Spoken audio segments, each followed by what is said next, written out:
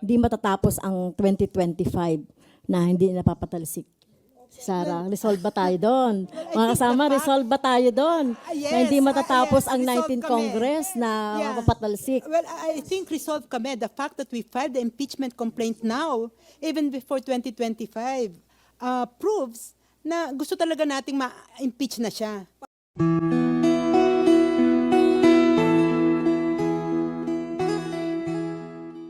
We all know that there's going to be a rally on the 13th, the rally of the Iglesia ni Cristo. And they're pushing nga po na wag nang ituloy yung impeachment. And of course, we know how powerful the Iglesia ni Cristo is. So, especially sa politics. So, do you think po ba itong pag-aalangan ng ilang mga possible sponsors na ito ay dahil they're possibly going to court the Iglesia? Kasi this is going to be I know na medyo may nandun yung chance na they might not support or they might support it pero baka bawian sila ng iglesia sa 2025 elections. Your thoughts on it po?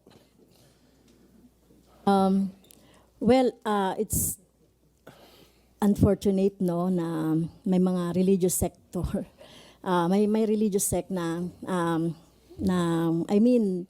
I think naman yung kanilang rally ay for justice daw no or support parang in support na rin for peace pala for peace pero syempre karapatan naman nila yon mag-rally or magpahayag pero syempre sa bahagi namin ano ba yung panawagan nung grupo na ito for accountability no for accountability syempre transparency at saka mapanagot talaga si Vice President Sara Duterte doon sa ginawa niya spent doon sa confidential funds at ma-trial na no matuloy na talaga yung trial. So, siyempre hindi naman ako makakapagsalita para doon sa aking mga kasamahan sa Kongreso. But hopefully, itong grupo na ito, ma-encourage na natin yung ating mga kasamahan to endorse itong impeachment complaint. Yan, baka merong maidadagdag yung ating mga complainants. Si I'm Sylvia Sylvia. Pimentel. Gusto ko lang i-share ang alam ko. This is my personal opinion and also the informations I gathered na ang iglesia ho, they're asking their members to come regarding the budget, regarding the imperfection of the budget without specifying that it's about the anti-impeachment. So I think a lot of the congressmen and the senators are actually waiting for the voice of the people. And the voice of the people is for impeachment because the ongoing delay of the ICC, the frustration and the exposure of the people in the Philippines, not only here but worldwide, watching the TFC Quadcom, has already conditioned the people to wait for something concrete out of all these investigations. And so if the congressmen and the senators don't give what the people want, I think in the end, this will not be beneficial to them. So they really have to weigh their actions. It should not be what INC wants because INC is not even transparent with their own people in the way they're inviting them to join the January 13 rally. That is my information. Ma'am, sorry. sige, Follow up lang. follow up dun sa baka may dadagdag. Doon lang po, ma'am, si- sa 13 din po ba? Mayroon po ba kayong plano na magsagawa ng malawakang rally in support of the impeachment? Kasi you're saying nga po, the anti-impeachment po yung isa, yung INC. How about yung grupo po, itong malaking grupo na? The additional lang po dun sa tanong sige. kanina. Medyo sinasabi natin parang natatakot or nagdadali-dali yung mga dili-dali yung mga congressman kasi baka mawalan sila ng support. Una po, ang malinaw, may nakomit na kasalanan si BP Sara. May corruption na involved. Dapat yun establish sa ating taong bayan. Establish sa taong bayan yun. Pangalawa, hinahamon namin ng Kongreso. Hinahamon namin ng mga congressman. Dapat manindigan kayo sa tama. At para manindigan kayo sa tama, basahin ninyo yung nakapile na tatlong complaint. Kung maninindigan ng mga congressman natin sa tama, no, na may na-commit na violation ang second to the highest position in the land, si Sara Duterte. Ang tingin ko, dun nila tingnan yung merit ng complaint at hindi sa political na ano tawag dito, affiliation. Kasi otherwise, kung sa political affiliation lang sila titingin at magpapadalit sila doon, at the end of the day, kawawa ang taong bayan. Ibig sabihin, kapag ganun ang ginawa nila, pinapayagan nila ang corruption. So wala mangyayari sa atin. So ang tingnan ho nila yung merit ng kaso, yung merit ng complaint. At dapat doon natin china-challenge yung mga congressman sa panahon ngayon. Okay. Sige, yung tanong ni Marian, yung tungkol sa 13 kung merong parallel no na or merong kasabay na mobilization on the 13th. Sa ngayon itong grupo na to ang napag-usapan lang ay meron 18,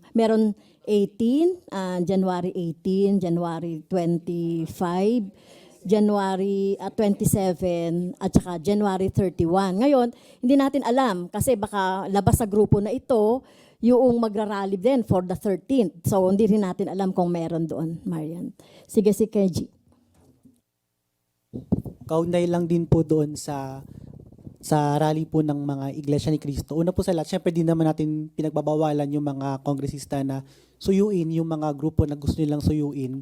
Pero gusto natin na mas mabagabag sila ng kanilang mga konsensya kaysa dun sa sumuyo ng mga political groups. Dahil malinaw po ito na itong bahagi na ito ay mapupunta lang po sa dalawang kampo yung ating mga kongresista. It's either they are pro-corruption or they are anti-corruption. At syempre yung pagiging anti-corruption ay ang kanilang pagsuporta dito sa impeachment complaint laban kay Sara Duterte. At syempre, mensahe na rin po sa mga kapwa mananampalataya, syempre bilang mga kapwa Kristiyano sa Iglesia ni Cristo, ay makita din natin na kung totoo nga na para sa hustisya at kapayapaan yung rally ng Iglesia ni Cristo, ay kapayapaan po. Ay, kumpara po sa kapayapaan yung rally ng Iglesia ni Cristo, ang tunay na kapayapaan ay para sa maraming Pilipino ay ang kawalan ng korupsyon sa ating bansa. Sige, may tanong pa? Ma'am, ako po. Sige, Good morning. Good afternoon. Lianes Kapandi po, GMA News Online. GMA News. Ma'am, kasi given, even under the best scenario na may 1/3 and it goes to the Senate directly, pag nag-convene kayo on Monday, pwedeng ipadala na sa Senate kung may 1/3 nga eh. So, even in that scenario, campaign period na po, by Feb 8, mga ganyan, 8, 11, mga ganyan. Second week ng Feb, campaign period na po. So, how do you view this timeline? Parang, I'm not even talking about the numbers in the Senate. Parang kahit may numbers kasi dito sa House, pagdating po dun sa Senate, you have to contend with the campaign period and yung numbers pa sa Senate to impeach. So, given this scenario, parang what makes you think po na feasible pa yung pag-pursue ng impeachment complaint dito? I'm not asking about the merit. Assuming there's merit, what about the feasibility? I think that's the elephant in the room right now. Thank you. Okay, steady and then si Ma'am Sylvia sasagot. Okay, I believe that contrary to your fears that the timing is wrong, I think the timing is perfect, because now the whole Senate will be under the court of the people. Each one of them will be judged very, very, very minutely. So I think they better be careful. The senators in the upper chamber. Ngayon ho ang pinakamagandang timing. Doon sa napag-usapan namin kanina, talagang open ang possibility that the impeachment trial will be stretched at aabot pa ito hanggang sa next Congress. Kaya, in other words, magiging usapin ng impeachment sa elections. And we will have to shift the campaign para ipanalo yung mga senador na pro-impeachment. So, yun yung sinasabi ni Ma'am kanina that this is in fact perfect timing because there will be a key issue na magiging usapin sa eleksyon at manghihikaya tayo ng mamamayan na iboto ang mga senador na magi-impeach kay Sara Duterte. So that is really a very possible, probable outcome nitong pag na-action na ito before the break. So perfect. Yung mga sinabi ng ating mga complainants. Sige, may tanong pa. In other words, nothing Okay. is lost. Okay, si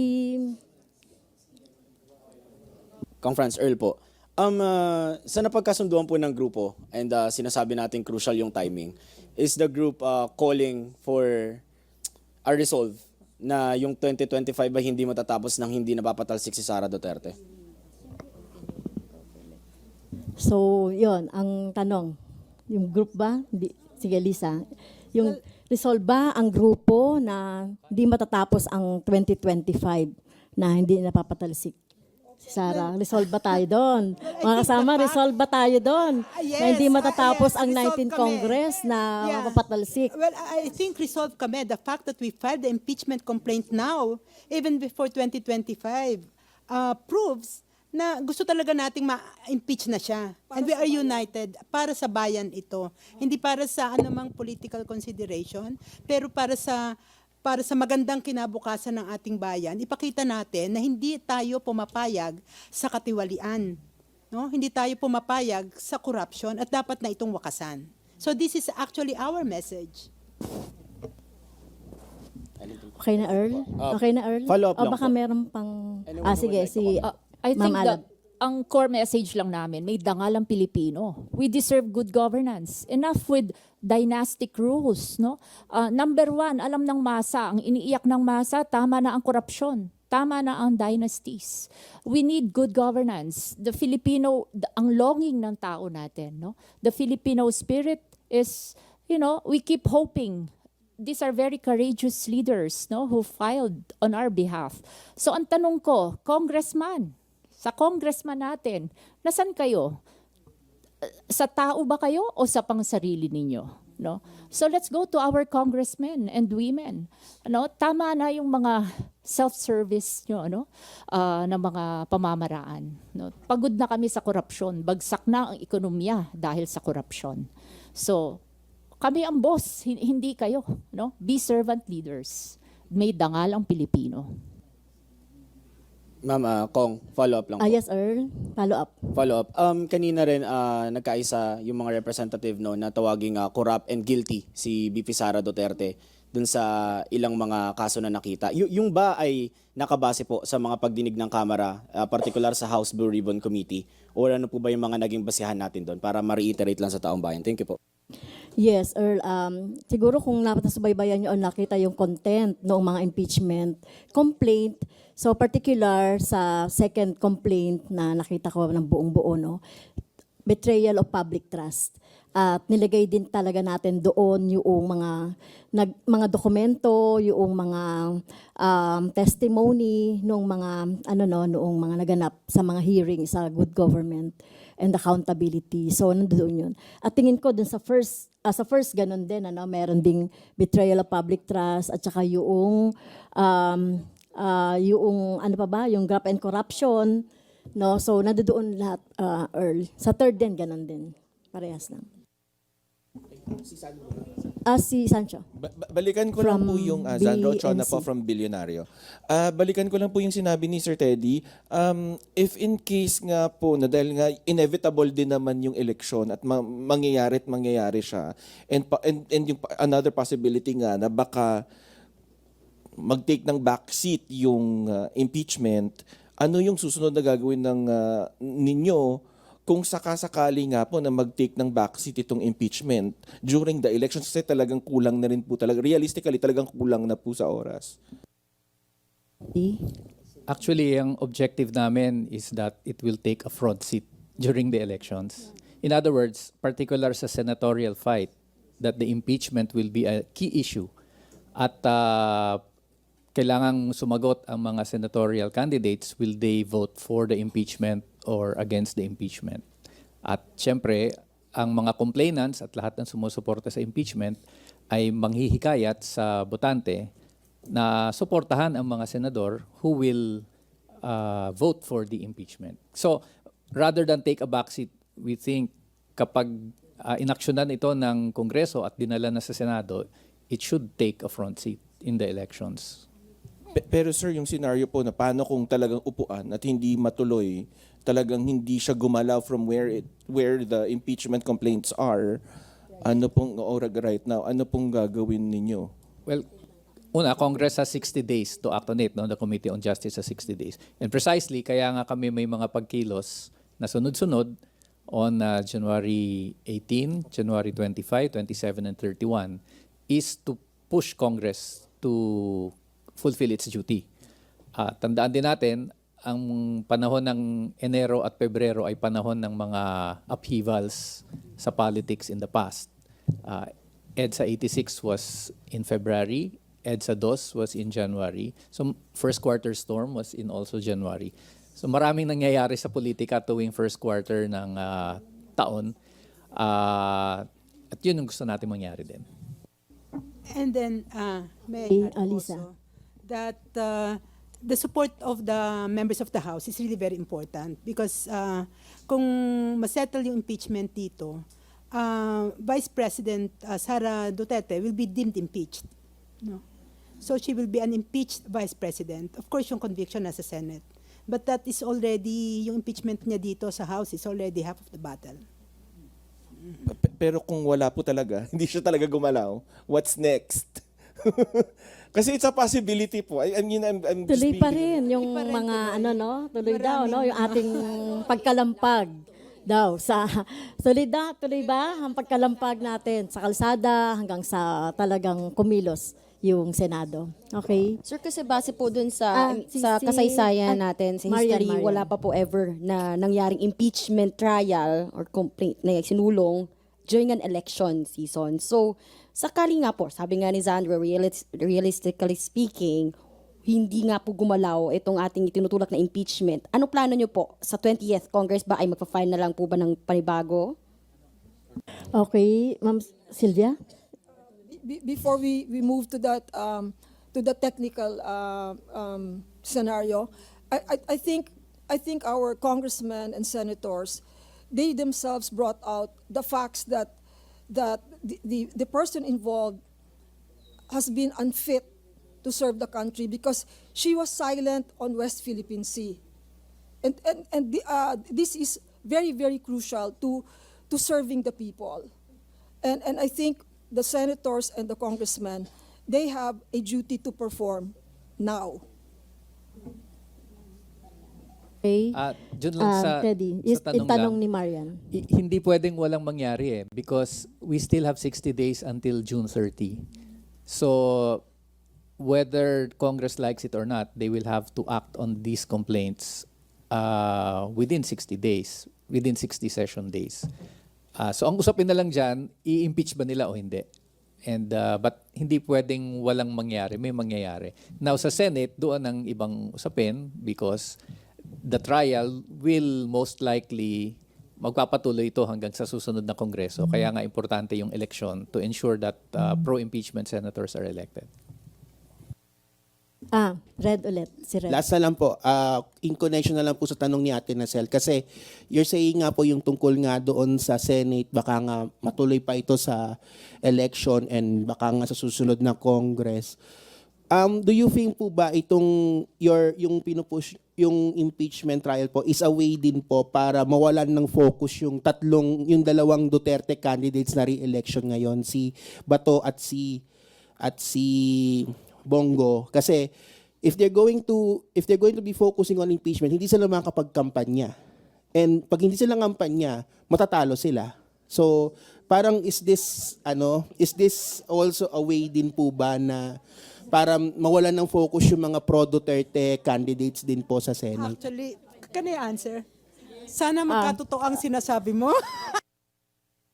So, hypothetical yung tanong halos ni Red.